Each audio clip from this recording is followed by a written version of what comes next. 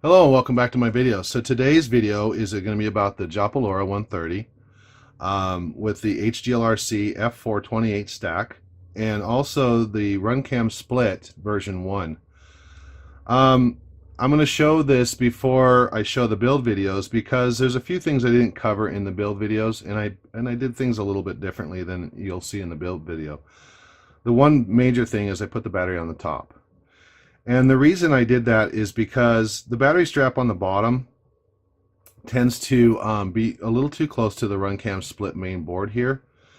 And I don't want anything interfering with that. Plus I want plenty of cooling here. So what I did was to just shorten up the spacers here on the bottom, the little white spacers you might see here in the video, and just lower the whole stack down. Also too, I wanted to make sure there's plenty of clearance between this carbon fiber piece here on the side and the USB for the F428 stack. I could not build this without the HGLRC F428. It would just been, I think it would have been too tight with any other kind of product, and I really appreciate HGLRC's products. I've always had great luck with them. So highly recommend this stack. I mean, it's just really neat, and I like the VTX the VTX TX20. It does a very good job. So a couple things I wanted to cover was, of course, the battery on the top, but also how I addressed the inherent issues with the Runcam Split version 1. And what the major inherent problem was is that it could backfeed 5-volt voltage if you use the USB to get the videos off of the board. It can backfeed 5-volt voltage through your main stack and burn out the voltage regulator. It also can burn out the ports on your computer. So how I address that, some guys are using diodes, some guys are using little buck converters. All I did was I just simply unplugged it. That's all I do. So I just unplug it from the main system, and I'm able to get the video off of the main board there, and I don't have to worry about any of that problem. The other inherent problem is of course the way they held in the SD card can vibrate loose or come loose in a crash, and you'll see in the build video how I address that using just a simple piece of shrink tubing to hold the card in place. When it comes to these splits, whether it's version 1 here or the version 2, you want to use a very fast and very high quality SD card, and also buy them from a reputable dealer. When I used to fly camera copters back in the day, you know, like the Phantoms and so on and so forth, I noticed there was some clones floating around on eBay and also on Amazon, some of the Amazon dealers. We were able to actually, there's a program out there that you can test your card to make sure it's real, and a lot of them were clones. So I buy these from Walmart. Here in the United States, they're like 25 bucks usually on sale, and you want to get the U3. You do not want to get anything less than a U3. Otherwise, what can happen is it can lock up the entire system, and that includes your FPV feed while you're flying, and cause problems there and crash into the ground.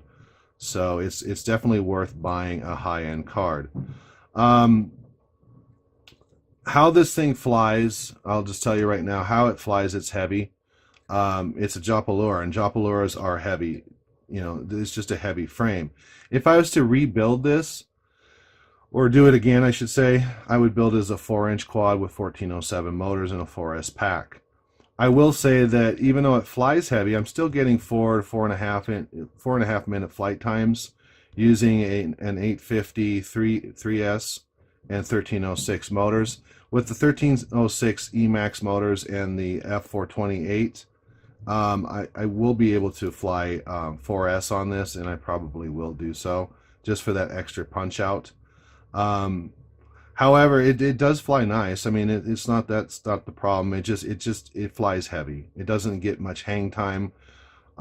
So I would definitely look at flying or building it in a 4-inch version. I know some of my build videos are long and pontificating, and I apologize to some guys who are experienced building their own stuff. But the whole goal of my videos is to to produce the videos so that newer people who are used to flying or buying the bind and flies or the ready to fly stuff can actually start building their own stuff and not have to worry about cut corners or cheaper quality cloned products.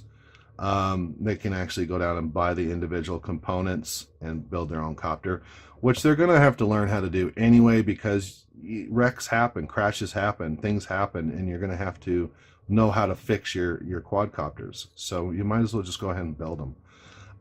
Everything on this copter is built pretty light except for the Runcam split.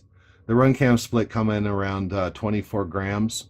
So it's roughly, you know, depending on the camera, it's anywhere from 20 grams to 15 grams heavier than using a normal camera. I just used a regular, you know, I've had really good luck, especially with HGLRC. I've had really good luck with their dipole antennas here.